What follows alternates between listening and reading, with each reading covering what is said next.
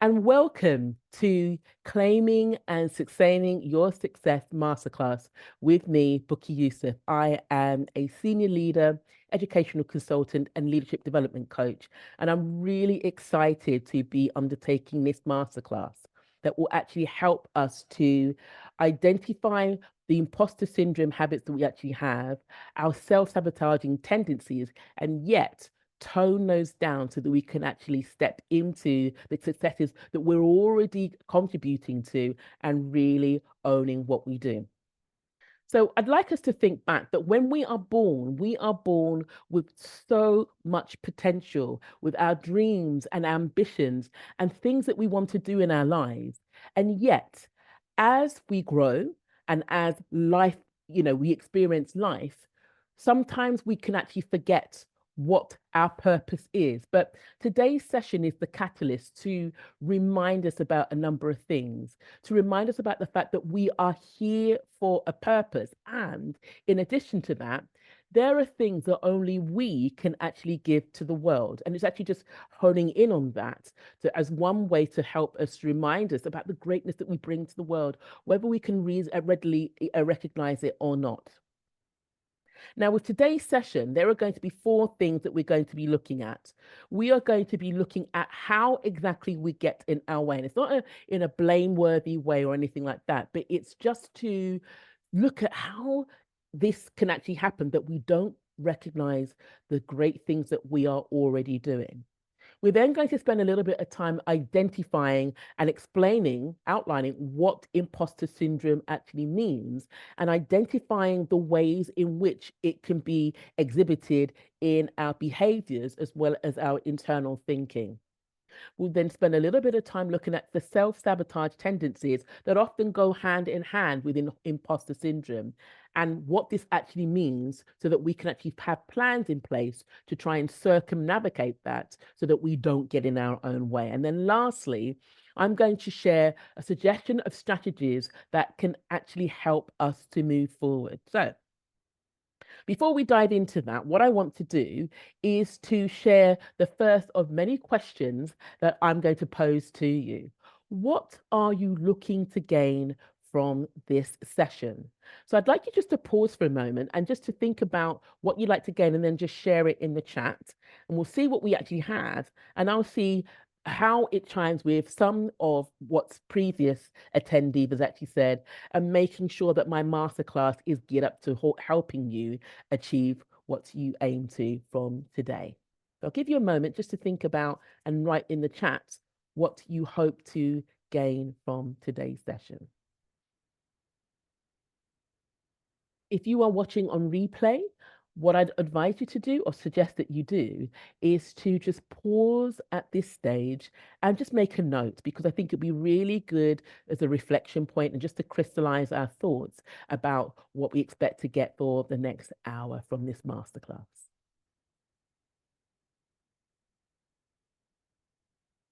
Okay, so we've already had one sharing. Symptoms of self-sabotage and steps to overcome these, which is really good. So thank you so much for sharing that.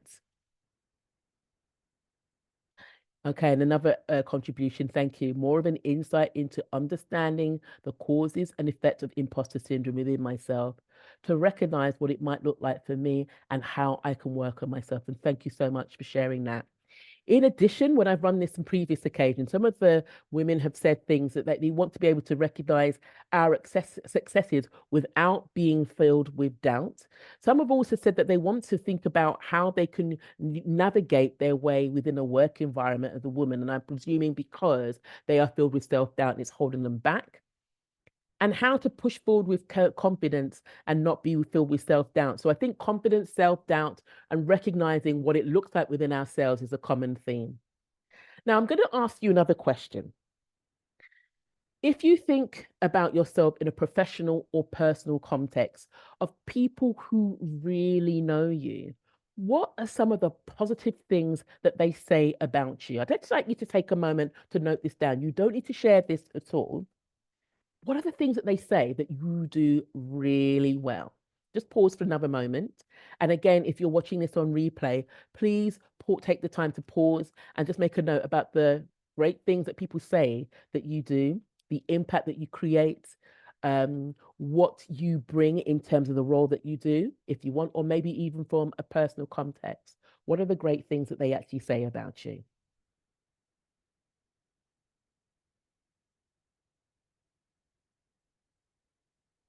Okay, I'm going to give another 30 seconds so you can actually jot those points down, and then I'm going to go on to my next question for you to reflect upon.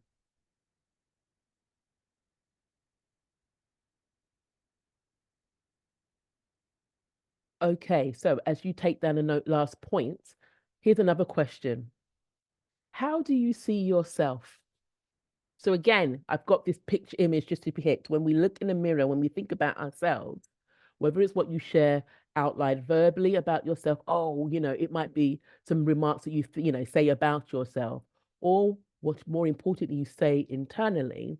What are the things that you say about yourself? Again, I'm going to give you another minute just to note that down. And again, if you're watching this on replay, please pause at this point if you want to jot down your reflections with regards to this particular question.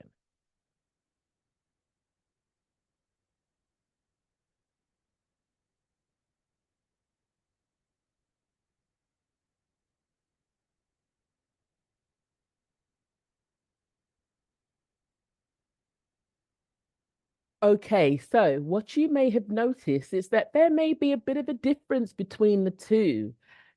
What people say about yourself and the successful and brilliant things that you do versus what you may think about yourself or actually say out loud, and there may be a difference. And part of the reason I do this exercise is not to make you feel bad about the differences, but just to highlight about some of the ways in which we get in our way. For example, it may be some of the feedback that you've received during your life, feedback which may or may not have been justified, but which then may have been appropriate for you to actually act on, maybe some criticisms. Criticisms do tend to sting, but then it then turns into what we then take on board and internalize and repeatedly say to ourselves in different situations, which may or may not be relevant. Or it may be, for example, experiences, so to replicate this in the image where you may have been in a meeting, or you may be a part of a team where you're trying to contribute your ideas, but your ideas have been ignored, or you may have been mocked. So, like, for example, people making teasing, joking remarks, and then making comments about how sensitive you are, which may make you think, well, hold on, if this is actually happening, maybe my ideas aren't good enough.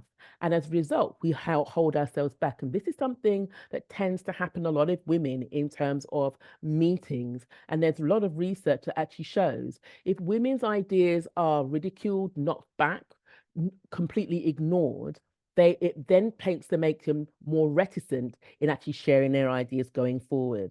And then it's about the internal narrative about beating yourself up, you wanted to speak out, but then the hesitancy in doing so because you don't want to have that emotional pain again. Some of the issues may even go back beyond that. Now, there is research that says that, particularly with regards to, say, like birth order, if you're the eldest, if you are from families of underrepresented groups, there is a tendency more of experiencing imposter syndrome related to that. And if I share a part of myself, what I realized when I started to do this work a few years ago is the fact that being the eldest, high expectations, and I used to joke about the fact that being the eldest is, your parents make mistakes with you. I used to quote joke. And the fact that I was trying to live up to their expectations, but constantly feeling disappointed because of the feedback that I received from them. I've also added this one as well because, particularly with women, if you go through perimenopause or menopause due to hormonal changes, there will be occasions you're going to be frequently experiencing things that you do differently. So you may have brain fog, or you're not sleeping as well as you used to with insomnia, which then affects your performance in your role, that then makes you doubt yourself and the lingering effects of that. There could be many reasons, a change in role, for example, and so on, that actually means that our internal narrative actually rises more than it usually does. So there are different ways in which we can get in our way. Some of those things are from what we actually say about ourselves, and some of those may be a response to the changing circumstances around us. But I'm going to pause again and ask this question. What does imposter syndrome mean to you? Now, the imposter syndrome is defined in different ways, but I just want to make sure that for the sake of this masterclass, you're an opportunity to actually share what it means to you, but also for us to have a shared understanding that will then be used from this moment forward. So again, if you're watching on the replay, please pause at this point to make a note about imposter syndrome, and we'll see what our attendees today share.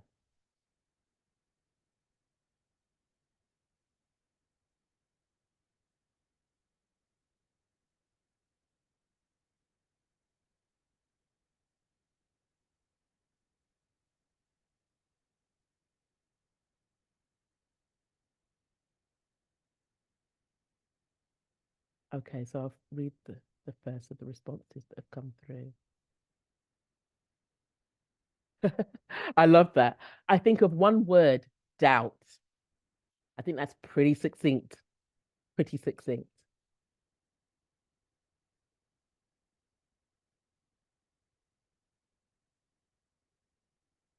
Just hold on and pause just one more moment to receive some more contributions as to what that means.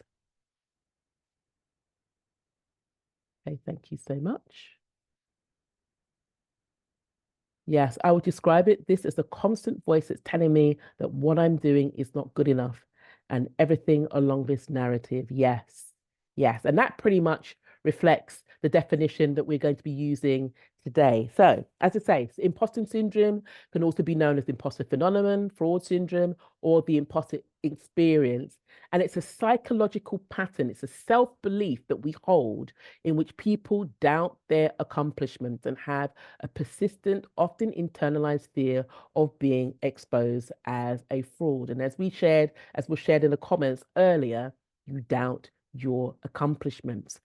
And there are many reasons why this can actually happen. And this is the reason why I created this imposter syndrome tree, because it just doesn't come out of nowhere.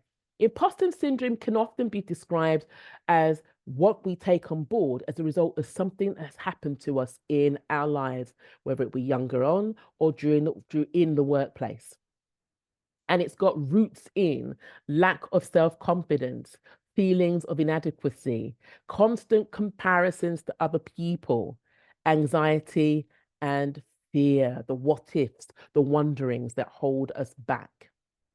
Now, I love to share this because of the fact that you have research that actually shares different information about imposter syndrome and how, in some cases, it says that majority of women are the ones who experience imposter syndrome, but you've got other cases where it says, for example, that there's an equal number of men and women who actually experience it. The imposter syndrome term I will actually share came about in 1978, and it was actually defined by two women, Pauline Clance and Dr. Suzanne Imes.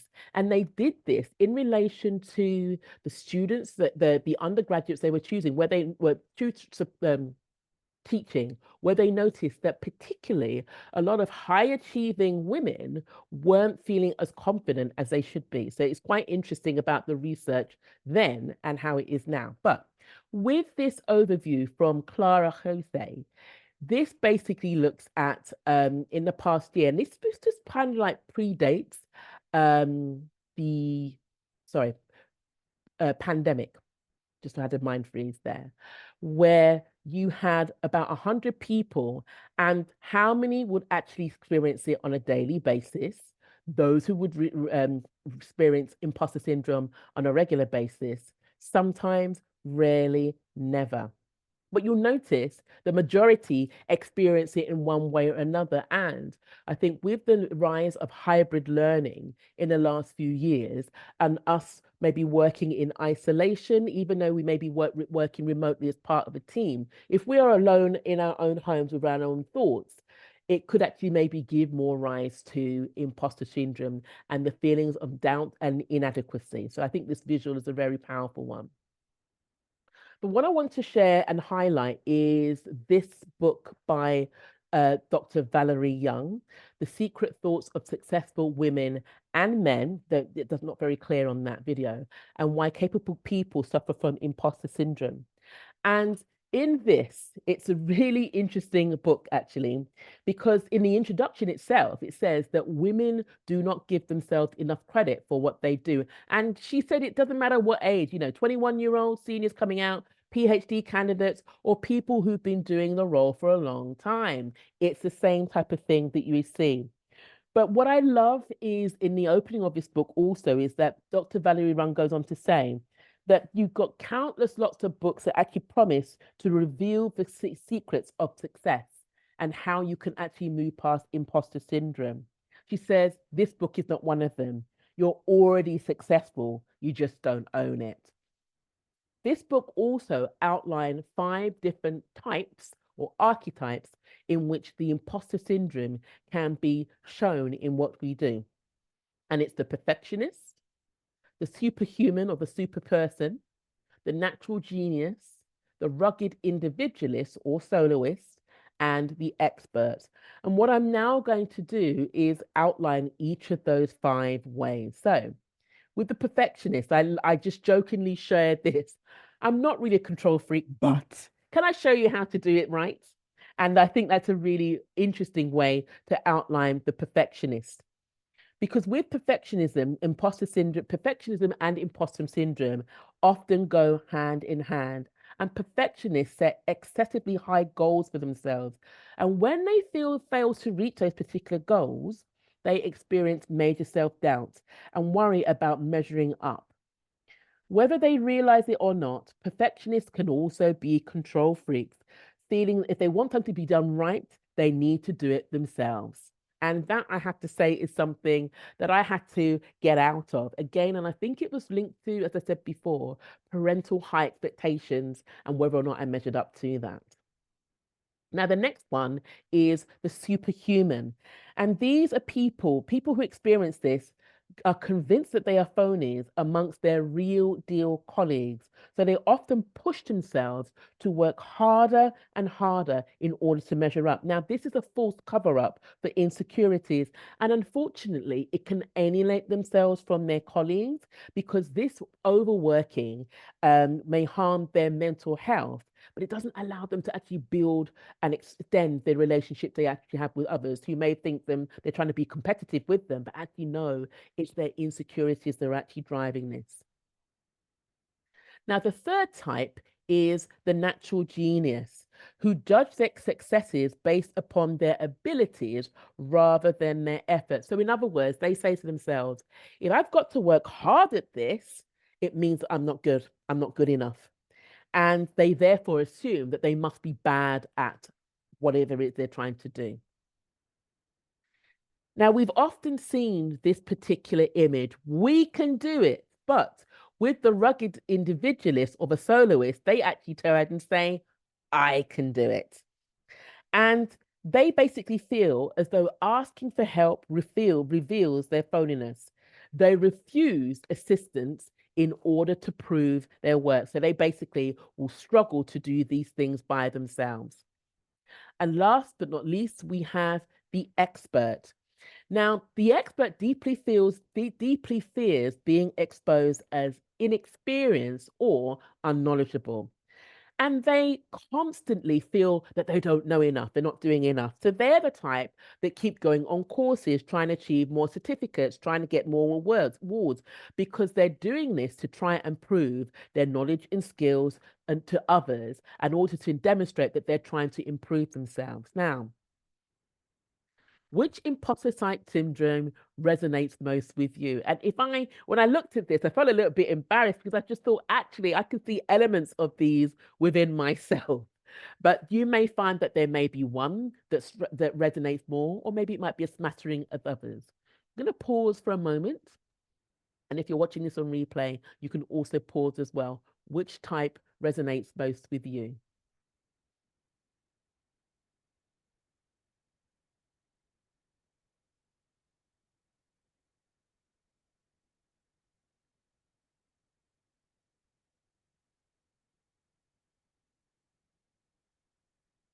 Yeah. Perfectionist and the expert. Yeah. Yeah. And if I share myself, I'm trying to, the perfectionist aspect I'm working on, but the experts is one that I'm finding most difficult. Yeah, definitely all, and depends on the situation, which is so true. Strongly number one, a perfectionist. Yeah. Okay. Okay. So, as I say, hand in hand with imposter syndrome is self-sabotage, which can also be known as self-defeating behaviors because of the fact that it often stems from, as it says here, from low self-esteem, but negative self-talk, how we think about ourselves. And I love this definition for self-sabotage, where it's when we say we want something, we want to do something, but then we go about making sure it doesn't actually happen. We are definitely getting in our own way. And there are many reasons why people self sabotage. But again, it links to the distorted self beliefs and reminding ourselves about the fact that just because we think something, it doesn't mean to be true. But not to be shaming or blaming ourselves. If we've had particular narratives that we use to explain certain situations and therefore what we are like in those particular situations, it can become hardwired into our DNA. And it's a very difficult aspect to actually move apart from because it's almost linked to our nervous system and therefore the habits we automatically and thinking we automatically come through. But as I've highlighted here, the ruminations about the what ifs and the worst case scenarios, distorted beliefs about ourselves and others, because we are trying to avoid emotional pain like rejection and failure, which is a common thing we as humans want to try and move away from. But again, as I highlighted before, it could also be linked to childhood experiences and childhood trauma with a small t, where we are maybe exposed to, um, like persistent things that where maybe we felt neglected or disappointment or criticisms. And we therefore feel that we are not actually good enough. So, again, there are different reasons as to why we actually self sabotage. And I'll share these as well. And point number four actually links to a lot of what we shared already about the self confidence and doubt, which is quite predominant. And the last point I'll actually highlight is what I said before about the fact that we learn it as a way to cope, maybe to survive when we're growing up. And they may have been habits that were useful then, patterns of thinking that may have helped us then, but are no longer useful or relevant or meaningful for us now. And I want to share this of 10 signs of self sabotage. You can actually identify what you're doing and recognize it for what it actually is. Whether you're procrastinating, people pleasing, one that I tend to do a lot, negative self talk, which we've already said beforehand, waiting for the perfect time to start when we realize there's no such thing, not setting up or upholding boundaries. And then again, this could be something that has stemmed from our childhood, making excuses or justifying behaviors, setting a goal without having an action plan, surrounding yourself with unsupportive people, getting off track when you start to see progress. And I think that that can be one of the things that happens repeatedly because of the fear of what it means to see success. And also it links to, the being the fear of moving out of our comfort zone into, the stretch zone, the growth zone, which is completely unfamiliar with ourselves. Let's stick with what we know and not keeping the promises that we make to ourselves. So these are some of the signs that may resonate with you or may not. To say there are a vast number of books, articles, podcasts, videos on this, but this is just a summary of those particular aspects. It can also be linked to some harmful core beliefs. And again, when I'm reflected on this, particularly when I go through changes, this is where I noticed that my imposter syndrome actually rears its head. And that narrative, that inner narrative, is even stronger. But when I was younger, for sure, these are some of the things that I said to myself and believed that I'm a bad person. I don't deserve to be happy. I'm not good enough. I'm such an idiot. I can't do anything right. I need to hide who I really am. I've even said when I went through some certain roles that I wasn't good at, I'm broken. These are things I've said. Now, it's how many of these do you say to yourself? And here's something I want you to consider. If imagine if we said these to our friends and loved ones, the ways in which we talk to ourselves, people would be absolutely shocked. And yet we seem to do this habitually to ourselves.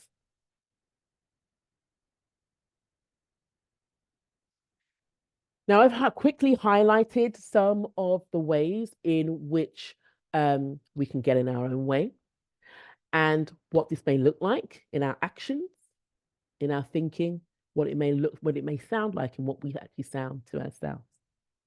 And what I'm going to do now is share some suggestions. Now, as I said before online, if you're coaching, receiving coaching, mentoring, or you've got someone who's actually helping you go through this, or you even want to go online, there are so many different suggestions about how you can actually do this. And I think it's what I wanted to try and do is just distill these, just to share those that I've actually done and hopefully to share the ones that resonate most with you as well. So this is not a do it kind of thing, but look at what resonates most with you and which do you think you can actually try straight away. Because as I say, today's session is a catalyst to move past our imposter syndrome and self-sabotage and actually start to claim the great things that we are already doing. That's the key. We're doing these things already. We need to actually step into the arena, claim and sustain them. So I'll share this one first about the fact that your emotions have a right to be heard. And I'll never forget when I had a particular situation and I'd missed a deadline, a number of different things that actually happened. I missed a deadline for a senior leadership role that I didn't even really want, but that's another story. But I was panicking and I had all of these emotions bubbling up inside of me. But I just thought, no, I've got to be stoic. I've got to be calm to show that I'm a serious person. Spoke to one of my coaches and she said to me, Bukky, let your emotions out. They have a right to be heard because they are actually telling us something. And what I since then done since then is give my emotions the time and space. And if I'm feeling particularly emotional, I'll give myself a day. And then the following day, I think, okay, right, what are these emotions telling me? What do I now need to do differently? And then go and act on them. But the key thing is to let the emotions out because emotions suppress. Actually, if they get internalized into our body, it can actually cause some harm. We're going to go on to that. And eventually, even if it doesn't cause harm in our body, eventually they'll come out in another way that may not be at an appropriate time and make the situation even worse. So it's about the idea about sitting with our emotions. And I love this particular image, just to think about how that could actually be where we acknowledge and allow ourselves to feel these things. And there may be some mindset practices that can actually help you sit with those. Let the emotions exist without judgment and get curious. Curious in the idea of thinking, what are these emotions telling me? But there are additional things we can actually do. Don't worry about labeling the emotions as good as bad. They're just emotions. And practice compassion. We're going to go into this a little bit more detail towards the end of this masterclass. And think to yourself, how would you support yourself if they were in exactly the same position you were in at that moment? Notice where you are feeling it. And there may be some physical sensations. For myself, migraines, eczema on my skin, and gut are where I feel it. And I've tuned in over the years when I'm, for example, wanted to do events, workshops, keynotes. When I feel it, I've now recognized, okay, these are my emotions, and I've got some strategies to help me process and move past those emotions. Validate what you are feeling and why, and actually take yourself off the hook, particularly if you move away from actually thinking them as bad or good emotions and stay mindful and present. Now, if it's challenging to do this, I'm going to share some suggestions about doing how you can do it. It's taken me a long while to get to this because my initial response was to move away from that. And I'll shut myself off for my feelings, but also for my loved ones around me who could help me with this. Bring awareness to the way that you are speaking to yourself. As we said before about some of the harmful core beliefs and speak to ourselves with compassion, and I've got some strategies about that later on. And lastly, learn to identify what you're feeling using a feelings wheel. Now, if you've not come across a feelings wheel, it looks like this. And the feelings wheel can actually help us identify a number of different things.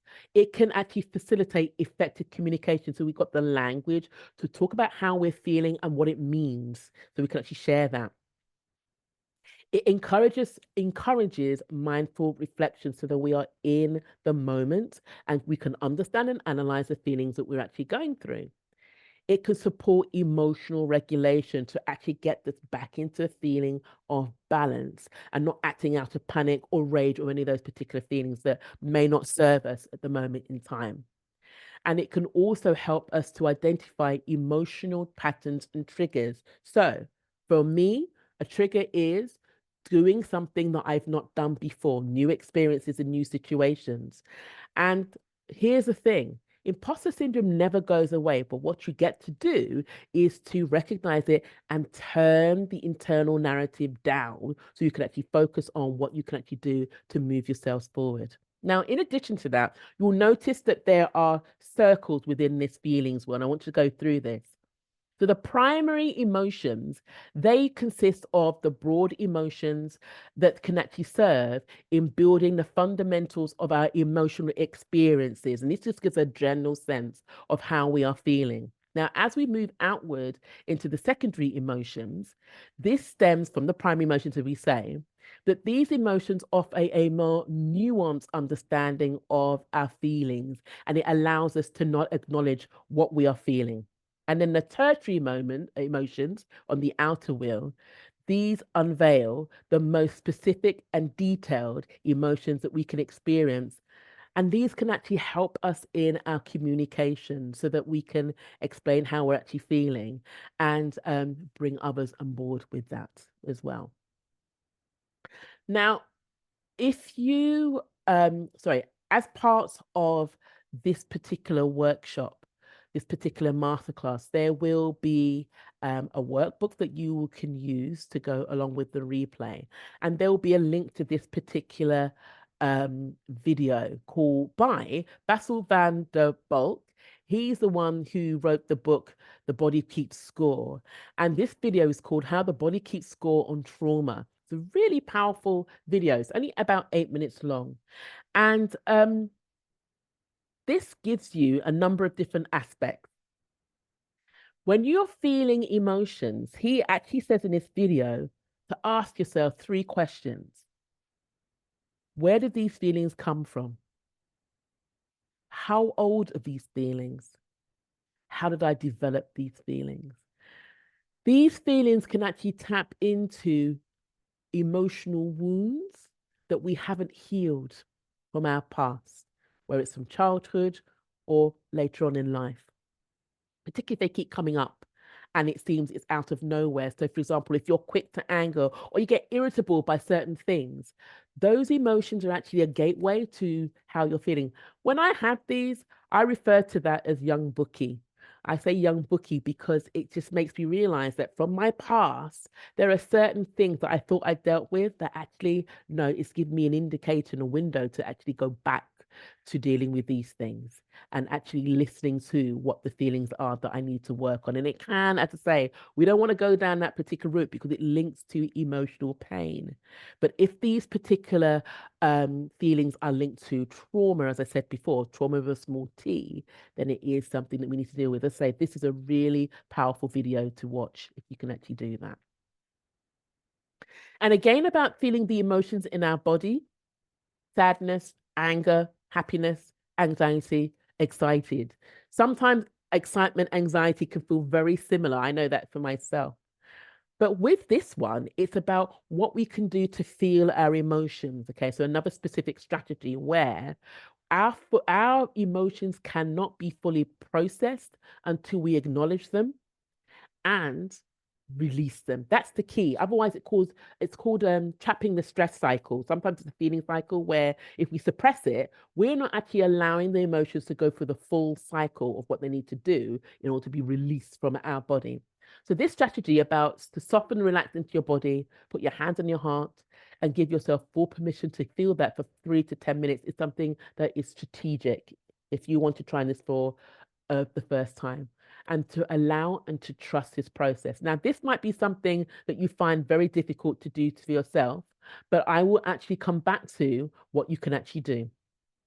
Okay, so remember those 5 types of imposter syndrome that Dr. Valerie Young had actually outlined in her book? There are ways in which you can actually address it. So if you identified as yourself as the perfectionist, this is what you can actually do. Own and celebrate your achievements, no matter how small they are and whether they are perfectly done or not. This is the key thing. Learn to take mistakes in your stride and recognize that actually the way to future successes is by making mistakes. Mistakes are part of that learning and it's part of the process. And to act before you feel ready to, because there is no perfect time. And to do things imperfectly, it's better to do things imperfectly than procrastinate and trying to get it perfect and not do it at all. Because from doing that imperfect action, you can learn from that, you can make it better, and you can grow and progress. If you identified yourself as the superhuman, these are some of the strategies that you can undertake. Train yourself to veer from external validation, because part of the issue is trying to prove yourself to others. And get what one of my mentors said is as your critical internal voice, critical in the fact that it identifies the things that you're doing well and what you need to work on. So you're trusting your own judgments. Avoid taking constructive criticism personally. That's one I found very hard to do. And look into that. First of all, ask yourself if this is criticism you take from somebody that you trust and who you know has got your best interests at heart. Because if they're not in that regard, then you could quite easily bypass that. And if you can trust that person, to look into the criticism, think, okay, where is the good in what is being shared and what can I act on? And then lastly, as I said before, develop an internal gauge to know how much work is reasonable. This idea about satisfaction, good enough is good enough. Thinking about when you need to, like, do you always need to go 100% out? When is 50% good enough? Or maybe even 80%, and gauging which work requires how much effort and focus from you. If you identify yourself as a natural genius, learn to see yourself as a work in progress. Okay. Self-explanatory in that regard. Embrace the things that you don't feel confident with. And if it's hard to do it by yourself, I can understand that. You can actually get a coach or a mentor or someone that you trust to help you along that particular way and to do it in ways that you feel most comfortable with. And this is, I think, a really meaningful action. Identify specific changeable behaviors to change over time. So you can actually lean into specific things you can actually do, because it allows you to see where you are and actually note your progress over time. Okay. And recognize that having to work on it doesn't mean that you're a failure or anything like that. The rugged individualist or the soloist. Recognize that there is no shame in asking for help when needed. This is another habit that I needed to take a long while to actually get into. Ask your colleagues when you don't know how to do something. And sometimes there are some of your colleagues who will be delighted, to feel to feel that you're reaching out to them, and they can actually give back to you and help you with things. Particularly done that with them before in the past. And seek mentoring and coaching if you can't solve a problem. If doing that internally is an issue, reach out externally. There are lots of organizations, Women Ed, BAME, to name but a few, that can actually provide free or even paid coaching opportunities and mentoring opportunities, so that you know that you're a safe, confident environment and that can help you progress. And lastly, the expert. Practice just-in-time learning. So rather than doing what I tend to do, learn lots of different things just in case, and just, like anybody asking that awkward question, learn things as and when you need it, and trust that you'll be good enough and you will know enough to share at the time. Mentor new colleagues. Now, by doing this, it actually allows you to demonstrate what you already know and to utilize and develop those particular skills. So you're putting your learning into practice and helping other colleagues develop as well. And share what you know. Share online, where appropriate, share via blogs, share as part of uh, podcast interviews, share as part of teach meets, keynotes, workshops, presentations, share, because that again will give you an outlet for what you know, but also demonstrate to you with the feedback you actually get that you do know what you're talking about and there's no need to go overboard improving yourself. Now, another thing is this: celebrate your achievements, no matter how small they are. Okay, celebrate them along the way, because sometimes what we tend to do is when we reach a particular goal, we'll celebrate them, but we're ignoring the different developmental points along the way. So celebrate each and every achievement. You could go overboard with that as well. Remember, the idea is to strive for progress, not perfection. And developments along the way, the journey is key, because you are experiencing things, you are learning things, you are growing, and you are showing your successes along the way. Now, I'm going to lean over here to show that I do this myself. Now, while it's not a jar, it's like a little container, and I've got little post-it notes of successful things that have been shared with me recently. So make a jar of success.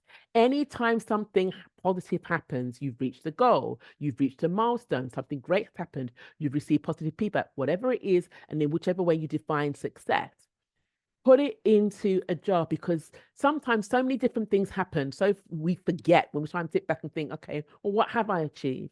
But that jar is a capture of all of those successful moments, so that when you have your low points and your downs, you can actually reach into it. Just remember those things. I did this before for a whole year, and it was great on New Year's Eve to go back and look over the months of things I had completely forgotten, but had proven that how good I've been in so many different things.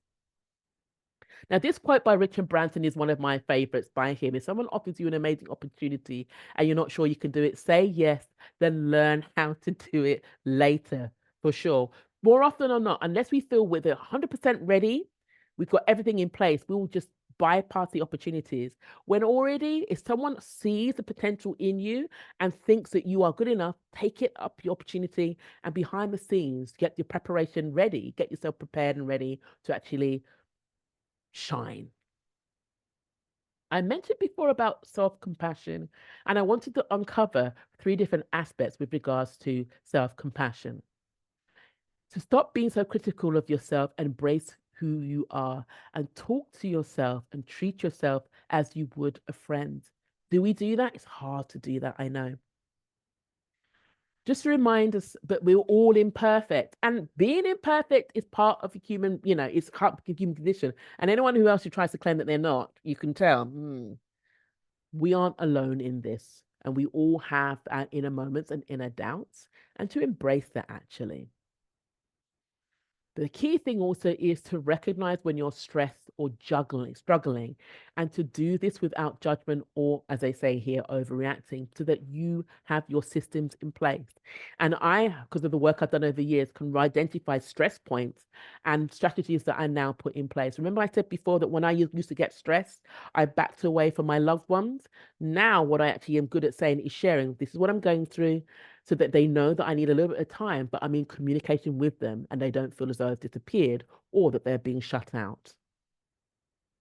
You can practice affirmations. Now, if you told me a few years ago that I do affirmations, I would have given you a bit of a side eye.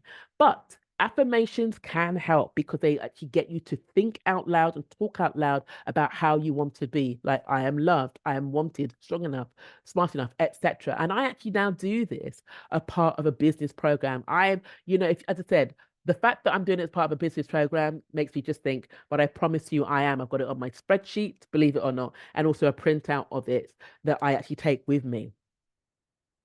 Self-compassion affirmations are lovely ones like this. I accept myself just as I am in this moment. I am proud of myself for doing the best I could. I give myself permission not to be perfect. It can be powerful, if this is a type of thing that resonates with you, to actually speak to yourself as you would speak to a dear and trusted friend. And these are some of the self-compassion practices. Every kind act that you do, give yourself a pat. Give yourself some time, play hour, listening to relaxing music, which may be your thing. cooking your favorite meals. These are just some different things that may help you just to get back in touch with the compassionate part of yourself.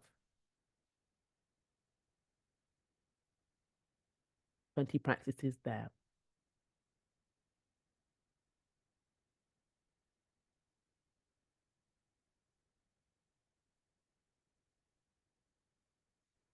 Now, if you Google positive psychology, the 3 self-compassion exercises. This is a really good workbook that can actually take you through 3 different strategies. I think personally that the third exercise is the most useful because it allows us to rate the behavior rather than actually criticize and blame ourselves. And it gives you an example of actually how to do this. I will just say as a caveat that when you look at the model they give you, it may not seem as though you're being self-compassionate, but as I say, if you look at the principles they actually outline, it is a really good way of identifying. So rather than actually saying, oh my goodness, it's terrible that I didn't remember to get all my reports in, what you would actually say is the reports were forgotten. Okay. And you're not actually blaming yourself. You said the reports were forgotten because I'd overslept that night or something like that. So it allows you to look at the behavior rather than criticize yourself. This is another great workbook. If you Google online about managing strong emotions, this guide is really powerful because it outlines 5 aspects just to help ground yourself. To understand, recognize the emotions, explore, understand, and reflect on the experiences, particularly if there are any triggers with that. It outlines strategies to cope with strong emotions. It helps you to deal with setbacks. Sorry, four strategies, not 5. And it also helps you to deal with setbacks. Now, part of this work of addressing our imposter syndrome is about mindset, thinking about what we believe about ourselves. And this definition I loved about the habits of mind formed by previous experiences. Remember, I said about the fact that somewhere along the line, something happened to us. And this then is how we then internalize the imposter syndrome tendencies and narrative that we actually have. So it's a habitual or characteristic mental attitude that determines how we interpret and respond to situations, basically just protect ourselves and not to cause ourselves any emotional harm. And there are a number of mindset practices that you can undertake, maybe listening to empowering podcasts, create a beautiful things list, write a list of things that you're grateful for, which is what I tend to do most evenings. So I'm sharing these to think about which one resonates most with you. Number 13 is what I found more recently over the years helps me that if I can rest enough, get enough sleep, it actually helps me with my mindset and it helps me to remain optimistic rather than go inward and be negative and internally critical. So I'll pause to let you think, because I know I've given you a lot of things there. Which affirmations or mindset practices work best for you? Or would you find, actually, Bukky, this is not the type of thing, and there isn't any criticism with that? I've shared a number of different things just to see, just to say there's a variety in those to see which one lends itself most to you. And maybe there might be some you think, it could possibly work, but you might want to tweak. Okay, so I'll give you a moment just to scribble that down and make a note of that. But if you find actually doing all of these things, I mean, these practices are really good, but I find it hard to do it by myself, which is where I was and where I currently am as well. I'm better at doing a lot of these things myself. But when it gets really challenging, I need to actually work with someone else. Then I would actually outline coaching and mentoring. And this Venn diagram is really good. There are overlays between the two. And here you've got the mentoring is advising, the coaching is asking. So quite simply, with the coaching, the coach in its truest sense does not tell you what to do. They all ask you questions that help you to think deeply, reflect, maybe sometimes challenge your perspectives, and challenge the ideas that you actually have, so you can see, is this fact or is this an assumption that you can actually dig deep down into?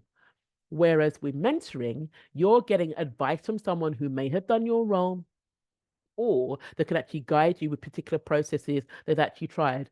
One or the other, mentoring, or there's no good or bad between choosing mentoring or coaching. It's about defining what works best for you.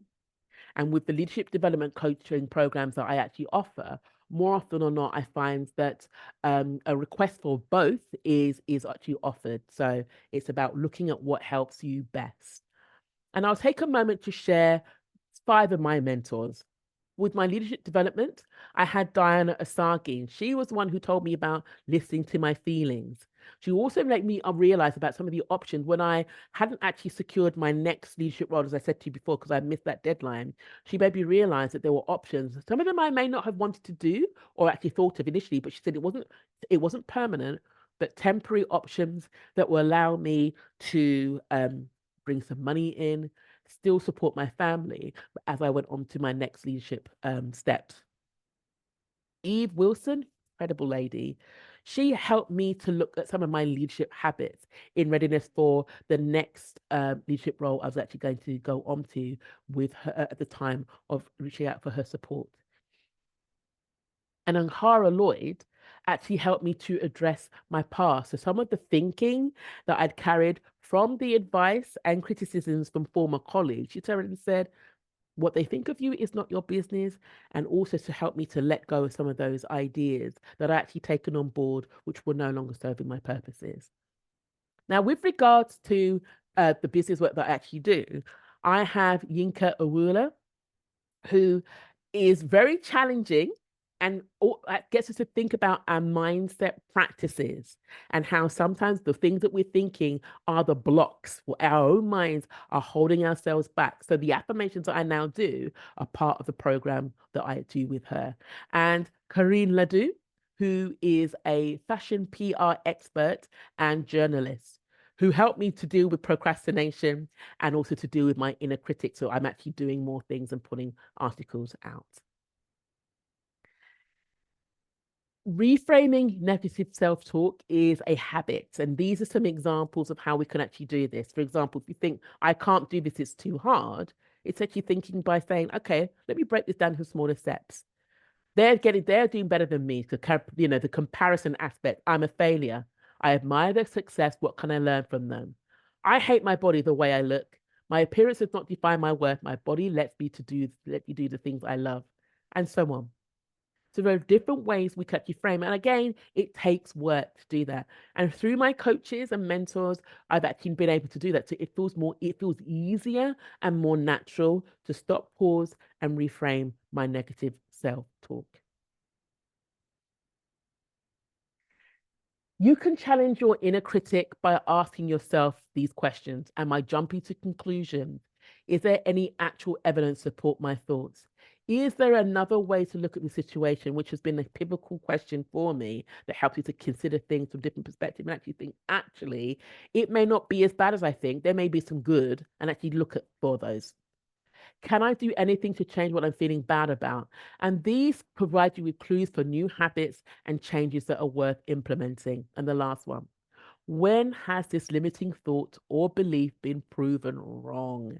Really interesting one to focus on. I say these five questions I think are really key whenever we have those negative thoughts bubbling up that makes us freeze or not want to take action. So here's a reminder as we come towards the close of the masterclass that you are here for a purpose. And there is no duplicate of you in this whole wide world. So if you think about the billions of people out there, there is only one of you. And as my coach says, to be the very best version of you. There never has been, there never will be.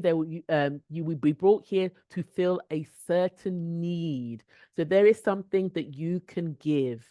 Only you can give. What is that? Take time to think that over. Now, if you find that difficult, if you find it difficult to think of what your secret sauce is, this is a really powerful question to ask anyone that you interact with. Which three words would you use to describe me? I recently did this as part of a coaching session that I attended about 3 weeks ago. And I ask it. And what I do, so the nerd that I am, is I create a spreadsheet. And it's really interesting to see first of all, the range of words that you use to describe me. and the common things that come up. And it can be a really lovely way just to see how people see you. And it links to Johari's window, where our blind spots, where we may not be able to see these things about ourselves, but other people can. And this is why they share those points on us. So if you struggle to identify your purpose and your secret source, ask this question. Colleagues, loved ones, even people that, like maybe people that like meet as part of courses and things like that, you feel comfortable and appropriate to do. Just see what they say. Now, this book by Rene Carayel, Spike, is fantastic because it allows you to really lean into and focus on what you are great at. So rather than us spending on time on the things that we struggle with, that we're trying to develop, there are already things that we're doing that we are excellent at. And what he encourages us to do is to focus on that so much that it becomes a sharp point, a spike. And it's really, really interesting. And I'm just going to find the definition of spike. Strengths positively identified, kickstart excellence. Spike. Good book, as I say. Great focus and a great point to start if you really want to hone into your skills. And lastly, I want to share that you surround yourselves with people that have your best interests at heart, who see the excellence in you, even when you struggle to do that, and who will help lift you up when you have those low points and doubts. It's so important to surround yourselves with these people because we can't do this journey by ourselves. This is one of the things that we need to actually take on board. And let's say working with others to support us, coaches, family, loved ones, trusted colleagues, will help move us from where we are to where we want to, claiming and sustaining your success. So, my very last question to you, what do you now plan to do differently as a result? The reason I'm asking that is, having spent your time and invested in this, there should be at least one action that you take forward. And I'd like you to make a note of that now. And as you reflect on that, over to you. How has this session helped you? What else would you like to know? And just as I draw to a close, we'll come back to questions after recording. If you are looking to take this further, there is an opportunity for a claiming and sustaining your success membership. So these will offer monthly online sessions so that you have enough time to implement what you are learning. It will allow you to have a specific focus each month on a particular aspect of imposter syndrome and self-sabotage. So you can actually drill down into the parts that you want to revisit or, like learn a little bit more about. Because as I said, it's a wide range. It's such a huge topic. We've just gone through the surface of this. It will allow you to have strategies to learn and practice so that you can actually try things out and just share, and reflect upon how well it's actually helped you to move forward. It will provide you opportunities to ask questions and share your experiences so that you are not doing and undertaking this journey by yourself. And if this is something that you are interested in, please express this in the feedback form. If you have a QR code reader, or you can actually use the camera on your smartphone, this QR code will take you to the masterclass feedback. And if that is not happening, I can actually share the link in the chat as well. And I thank you in advance for your feedback because it will help me to make future improvements. And it's only going to take a few minutes.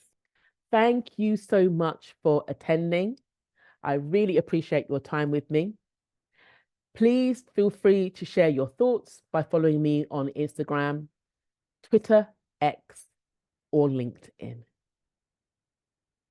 Thank you so much.